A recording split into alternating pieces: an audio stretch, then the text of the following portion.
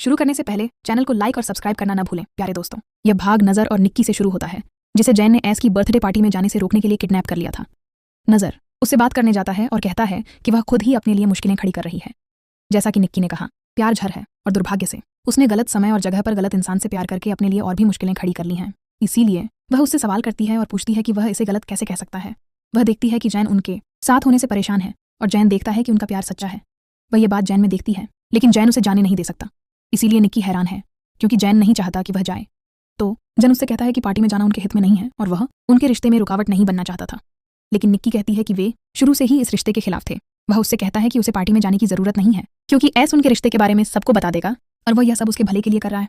अगर वह ऐसा करता है तो वे उसे अलग थलग कर देंगे। उसकी सारी ताकत और जो कुछ उसने हासिल करने की कोशिश की है, सब कुछ छिन जाएगा और वह बाकी सबसे कमतर हो जाएगा। क्या वह एस के साथ ऐसा होने देगी? क्योंकि चल रहे युद्ध के बावजूद वे अब भी एस का सम्मान करते हैं और सम्मान का मतलब ताकत होता है। अगर वह अपनी ताकत खो देता है तो उसने गिरोहों के बीच जो संतुलन बनाया है वह बिगड़ जाएगा। वह जानती है कि आगे क्या होगा, क्योंकि उनका दुश्मन दूसरा गिरोह उनसे कहीं ज्यादा ताकतवर हो गया है। अनस ही वह है जिसने इस विश्वविद्यालय में सब कुछ नियंत्रित किया है और वह उनकी ढाल है। उसके बिना वे कुछ भी नहीं है। अगर वह एस को छोड़ देती है तो वे उसे अकेला छोड़ देंगे और आगे कोई दखल नहीं देंगे। यही वह करने का फैसला करती है, उसे अकेला छोड़ देना। इस बार वह उस पर भरोसा करता है और उसे जाने देता है, क्योंकि वही अकेली है जो एस और विश्वविद्यालय को बचा सकती है। वह आजाद हो जाती है और भाग जाती है। जब वे उसे रोकते हैं तो निक्की उसे जाने देती है और वह निज़ार के पास जाती है। वे इंतजार कर रहे हैं कि वह क्या करेगी, लेकिन उसका जो भी फैसला हो उन्हें अपनी योजना जारी रखनी होगी और वही एस को बचाएगा। अचानक ल्यूक आ जाता है और उन्हें नहीं पता कि वह कहाँ था।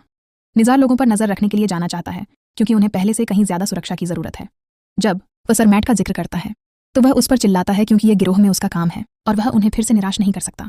इस बीच जैन उसके साथ बैठी है। जब वह आती है बहुत उदास दिख रही है। वह उसके साथ रोती है, उसे गले लगाती है और उसे दिलासा देती है। उसे यह नहीं बताती कि क्या होने वाला है, लेकिन जैन उसे हिम्मत देती है, क्योंकि वे किसी भी चीज़ का सामना कर सकते हैं। इसीलिए उसे एस के वे शब्द याद आते हैं कि वह पार्टी में आए और सबके सामने उसके साथ नाचे, क्योंकि यह उसका सबसे बड़ा सपना है। उसे बिल्कुल समझ नहीं आ रहा कि क्या करे।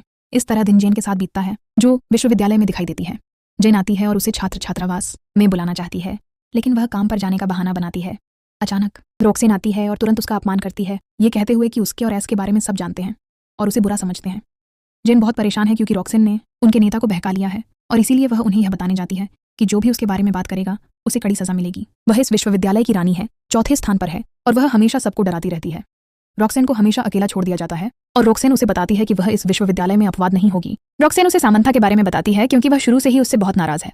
उसने सामंथा को अपने में नहीं देखा, क्योंकि वह इस विश्वविद्यालय में उसकी इकलौती दोस्त थी और उसे लगा कि वह उसे अकेला नहीं छोड़ेगी। क्योंकि उसने उसे अकेला छोड़ दिया, इसलिए वह उससे और इस विश्वविद्यालय में सभी से नफरत करती है और वह इससे बहुत प्रभावित है। फिर हम निज़ार और निक्की के पास जाते हैं, जो पार्टी में जश्न मना रहे हैं। वह आगे बढ़ती रहती है और एस को देखती रहती है। वह अकेला खड़ा जैन के आने का इंतजार कर रहा था। जाहिर है वैन, मैट और डेव भी वहां थे, साथ ही डीन और उसके सभी दोस्त भी। एस जैन के आने का इंतजार करता रहा और लीना आ गई और वह खुश हो गया। वह इतना भावुक हो गया था कि उसे विश्वास ही नहीं हो रहा था कि वह आ रही है। उसने लीना से कहा कि वह कितनी सुंदर है और उसे बहुत खुशी है कि वह यहाँ है। लीना ने उसे गले लगाया और जन्मदिन की शुभकामनाएं दी। उसने देखा कि लीना की तबीयत ठीक नहीं है और उसने इच्छा जताई कि रात खत्म होने के बाद वह उसकी बातें सुन सके। लीना ने उससे अपने प्यार का इजहार किया और एस ने भी उससे कहा कि वह भी उससे प्यार करता है और कहा कि उसने दुनिया में कभी किसी से प्यार नहीं किया। लीना ने उसे गले लगाया। वह बहुत भावुक हो गई और रोने लगी, क्योंकि वह जानती थी कि इससे उसका दिल टूट जाएगा। इसी बीच निज़ार, निक और मैट उन्हें देख रहे थे। जैन ने उस पर ध्यान केंद्रित किया और एन ने लीना से कहा कि वह उसे चूमना चाहता है, लेकिन उसे कुछ गड़बड़ लग रही है। जैन ने उससे कहा कि वह भी उससे प्यार करती है, लेकिन उन्हें रुकना होगा। दोनों को अलग रहने से बहुत दुख हो रहा था। हालांकि वह लीना के लिए कुछ भी करने को तैयार था। वह उसे दुख पहुंचाना या इस तरह रहना बर्दाश्त नहीं कर सकती थी, क्योंकि सिर्फ प्यार करने से उनका साथ रहना जरूरी नहीं था। कुछ समय बाद वह उससे दूर हो जाता है, लेकिन वह ऐसा नहीं चाहता, क्योंकि वह सबके सामने उससे अपने प्यार का इजहार करना चाहता है और उसे उस पर भरोसा करना होगा। वह इस बात की पुष्टि करती है, क्योंकि वह उस पर भरोसा करती है और यह सब सहन नहीं कर सकती, इसलिए वह उसे अपने पास आने से पूरी तरह मना कर देती है। इसीलिए वह उसे दूसरा मौका देने का फैसला करता है। अगर वह उससे 10 कदम दूर चली जाती है तो वह उनके बीच की हर बात भूल जाएगा, लेकिन अगर वह उन 10 कदमों को पूरा करने से पहले उसकी तरफ देख लेती है तो वह इसे उसके साथ रहने की उसकी सहमति मान लेगा। वह पहला कदम रखती है और उन्हें पहली मुलाकात याद आती है। दूसरी बार जब ओनल उसे मारने ही वाला था और उसने उसका बचाव किया, उसे अपने पास रखा, उसकी देखभाल की और उसे अपनी सेक्रेटरी बनाया। वह बहुत रोते हुए तीसरा कदम रखती है और चौथा कदम तब रखती है जब उसने खाना खाया और उसकी वजह से उसे एलर्जी हो गई। और क्योंकि वह हर बात में उसकी सुनता था और उसके साथ था, वे अपने बीच घटी हर बात को याद रखते हैं। लेकिन 5वें कदम पर चरण 1 में उसे वह समय याद आता है जब वह उसके पास आया और उसकी मदद की और उसका दिल उसके लिए पहले से कहीं ज्यादा जोर से धड़कने लगा। चरण 6 में उसे वह समय याद आता है जब वह मरने वाली थी और वह तुरंत आया और उसकी रक्षा की, उसकी देखभाल की और उसकी बीमारी के दौरान उसके साथ रहा। चरण 7 में उसे उसके साथ रहना उसकी रक्षा करना और उसे दिलासा देना याद आता है, क्योंकि जब तक वे साथ थे वह उसके साथ रहेगा और वह उसके लिए जीवन में सब कुछ होगी, और जब तक वह उसके साथ है उसे कुछ भी नहीं खोना पड़ेगा। चरण 8 में उसे वह समय याद आता है जब उसकी सर्जरी हो रही थी और वह उसके पास गया और उसे दिखाया कि वह उसका कवच और रक्षक होगा, वह जो उसे हर चीज से बचाएगा। चरण 9 में उसे वह समय याद आता है जब वह कमजोर होकर उसके पास आई और मैट को पीछे छोड़ गई, दौड़कर उसके पास आई क्योंकि वह अब किसी और चीज के लिए लड़ना सहन नहीं कर सकती थी। वह उससे कहता है कि वह हमेशा उसके लिए लड़ेगा और वह उससे कहता है कि वह जानता है कि उसके लिए कैसे लड़ना है, यहाँ तक कि मृत्यु तक।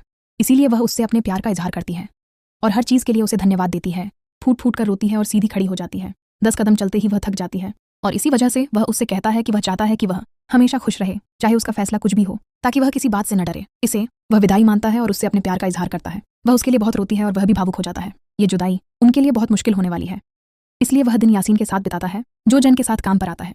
वे एक दूसरे को देखते हैं क्योंकि अब वे बॉस और सेक्रेटरी हैं, इससे ज्यादा कुछ नहीं। वे वायलेट के यहाँ मिलते हैं और उन्हें पता चलता है कि वायलेट ने एस को पहले ही चेतावनी दे दी थी और उन्हें एस को अध्यक्ष पद से हटाने की घोषणा करने के लिए यहाँ लाई थी।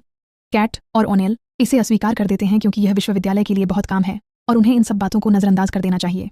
इसी वजह से आपको पता चलता है कि उन्हें उसके साथ कोई भावना नहीं रखनी चाहिए और उसे यह बताना चाहिए कि ये अफवाहें सच हैं। उनके हाव भाव से लगता है कि उनके बीच कुछ चल रहा है और इसीलिए जैन कहता है कि उसमें कुछ भी गलत नहीं है, उनमें कोई कमी नहीं है और इतना कहना ही काफी है कि वे बेवकूफ नहीं हैं क्योंकि वे हमेशा साथ रहते हैं। जिससे जैन कहता है कि फी इस नरक की सचिव है जिसमें वे फंसे हैं। इसीलिए वे फी से पूछते हैं कि क्या उसने कभी किसी लड़के को आजमाया है और वह उसके जवाब का इंतजार करता है, लेकिन वह उससे प्यार करने से इनकार करती है और वे इसे अफवाहों के पूरी तरह झूठे होने का सबूत मानते हैं। इसीलिए फिलो एस को एक और हफ्ते के लिए निलंबित कर देती है और वे हैरान रह जाते हैं। फैजन अकेले रोते हुए चली जाती है और उसे विश्वास नहीं हो रहा कि क्या हुआ, क्योंकि वह किसी भी कीमत पर एस की रक्षा करने की कोशिश कर रही है, यहाँ तक कि इस जगह पर अपने प्यार को बचाने की कीमत पर भी, जहाँ उनकी भावनाओं को कोई महत्व नहीं देता। फैज उसके पास जाता है जब वह रो रही होती है और उससे कहता है कि सबसे ज्यादा दुख इस बात का है कि जिस लड़की को उसने चुना उसने उसे ठुकरा दिया और वह उसे इतनी आसानी से कैसे छोड़ सकती है। इससे उसकी बात की पुष्टि होती है और वह जानना चाहता है कि क्या वह सच में उससे उतना ही प्यार करती थी जितना उसने कल कहा था। इसीलिए फाई उससे कहती है कि कोई उसे बर्दाश्त नहीं कर सकता क्योंकि वह एक निर्दयी इंसान है, शैतान की तरह, इसलिए बेहतर है कि वह उससे दूर रहे। इसीलिए वह उससे आखिरी बार विनती करता है। वह रोते हुए उसके पास आता है और उससे विनती करता है कि वह न सिर्फ उसके लिए बल्कि अपने दोस्तों और खुद के लिए भी लड़े। वह उससे कहता है कि वह उसके सामने कपड़े न उतारे, उसे अपना वादा याद दिलाता है कि वह उसका रक्षक और रक्षक बनेगा और चाहे कुछ भी हो जाए उसे उसकी रानी बनना है। वह उसे छूता है और आखिरी बार चूमता है। दोनों रोते हैं और वह चला जाता है। वह फैसला करती है कि वह अपने लिए या अपने दोस्तों के लिए नहीं बल्कि उसके लिए लड़ेगी। वह उसे अपना राजा बनाने के लिए कुछ भी करेगी। समय बीतने के साथ वह बेकाबू होकर रोती है और कहती है कि वह बहुत समय से दूर है और छात्र उसके बिना असहज महसूस कर रहे हैं। समय समय पर वह उसे ढूंढने की कोशिश करती है, अपने हत्यारे की चौकस निगाहों के बीच काम करते हुए, जो उससे कहता है कि उसने सही चुनाव किया और एस को बचाने के लिए उसे धन्यवाद देता है। उसकी वजह से फिलो की योजना विफल हो गई। फिलो एस से छुटकारा पाने के किसी भी मौके का इंतजार कर रही थी, लेकिन छात्रों के लिए उसके महत्व के कारण वह ऐसा नहीं कर पाई। हालांकि फिलो के आने पर उसने एस पर दबाव बनाने और अपनी योजना को आगे बढ़ाने के लिए फिलो का इस्तेमाल किया और उसके बेटे लियाम रिवेरा को एस की जगह नियुक्त कर दिया गया, जिससे जैन को गहरा सदमा लगा। अध्याय समाप्त करने के बाद वह चली जाती है और वायलेट के बेटे लियाम रिवेरा पर ध्यान केंद्रित करती है। वह उसे खलनायक नहीं मानती और उसके बारे में सच्चाई जानना चाहती है। वह पुस्तकालय जाती है और विश्वविद्यालय की कहानियों और एक गुप्त प्रयोगशाला के अस्तित्व के बारे में पढ़ती है। वह इस बारे में गहराई से सोच रही है, इसलिए वह समय लेकर अपना अध्याय पूरा करती है। अचानक नाइट मास्टर आता है और उसे बताता है कि समय बीत चुका है, उन्हें फॉर्मूला पता है और जल्द ही वे वही करेंगे जो उन्होंने सोच रखा है। वे कुछ भी नहीं कर पाएंगे और वह चाहता है कि वह बिना चोट खाए इसे रोकने के लिए कुछ करे। वह उसे सोचने के लिए छोड़ देता है। वह कक्षा में ही रहती है, विचारों में खोई हुई, और उसके पास एस का खंजर है। ग्रुण उसके पास आता है, जिससे वह चौंक जाती है। वह उससे पूछता है कि उसे खंजर किसने दिया, क्योंकि वह उस चिन्ह को नहीं जानता और वह चिन्ह राइस का है। वह उससे कुछ भी छिपाना नहीं चाहता क्योंकि वह भगवान के योद्धा दानव गिरोह का हिस्सा है और तुम्हें बाद में सब पता चल जाएगा। फैन को इनमें से कुछ भी मत बताना वरना उसे चोट लग सकती है। वह उसे बहुत उलझन में छोड़कर चला जाता है, इसलिए वह यह सोचकर चली जाती है कि जर्म और मैट उन्हें बचाने के लिए गिरोह में शामिल हुए हैं। वह वहां पहुंचती है और मैट को बैठकर शराब पीते हुए पाती है। वह उसे देखकर हैरान हो जाती है और उसके साथ बैठ जाती है। उसे बताती है कि अब वह ठीक है, लेकिन मैट को कुछ और ही नजर आता है। वह जानता है कि वह अपनी भावनाओं को छिपाने के लिए हंस रही है और वह बहुत कुछ झेल रही है। अगर वह उससे वह कलम ले सकता तो वह तुरंत ले लेता।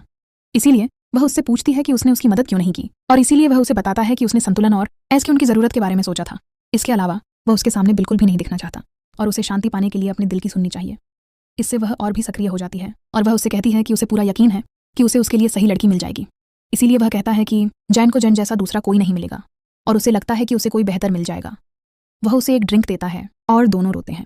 दिन बीत जाता है और जैन आ जाता है, लेकिन हमेशा की तरह उसे ऐसा नहीं मिलता। बेसिल उसे बताता है कि एस उसे छोड़कर चला गया था और उस पर हंसता है। वह उसे बताता है कि उसने उसे पहले भी देखा है और रानी को राष्ट्रपति की तरह परिपूर्ण होना चाहिए। वह उसे प्रभावित करता है और वह तुरंत चली जाती है। एस उसे बिल्कुल पसंद नहीं करता। वह अपनी पसंदीदा जगह पर जाती है और यह किताब तब तक पढ़ती है जब तक कि उसे बैठे बैठे नींद नहीं आ जाती। समय बीतता है और रात हो जाती है। वह जागती है तो देखती है कि ऐस उसे लेकर भागने की कोशिश करता है, लेकिन वे उसे जबरदस्ती पकड़ लेते हैं और उन्हें अलग कर देते हैं। वह उसके लिए चीखती रहती है, उस तक पहुंचना चाहती है, लेकिन जाहिर है यह एक बुरा सपना है। बिल्ली उसे जगाने आती है और वह पूरी रात वहीं रहती है। वह चली जाती है और विश्वविद्यालय में कोई नहीं होता। ऐस खंजर लिए खड़ा होता है और अचानक रीस आता है और उसे छीन लेता है।